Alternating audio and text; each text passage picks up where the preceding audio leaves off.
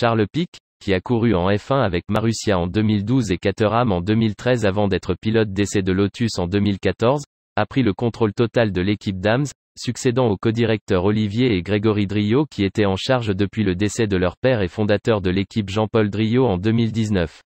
Dams, qui participe actuellement à la Formule E sous la bannière de Nissan E. Dams et à sa propre équipe en Formule 2, restera inchangé sous la direction de Pic. Les pilotes et le personnel de l'équipe demeureront sous la responsabilité du directeur général François Sicard et de l'ingénieur en chef Rémi Decorze. Âgé de 32 ans, Pic est lié depuis longtemps à Dams par sa famille.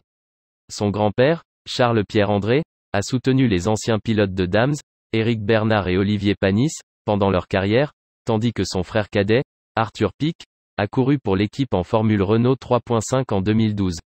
Dans un communiqué commun, les frères Driot ont révélé que l'équipe n'était pas à vendre avant la démarche de Pic, mais qu'après avoir supervisé la structure et assuré sa stabilité depuis la mort de leur père, ils ont estimé que l'ancien pilote de F1 n'était la bonne personne pour la guider. L'écurie Dams a été fondée en 1988 et a commencé à courir dans le championnat international de Formule 3000.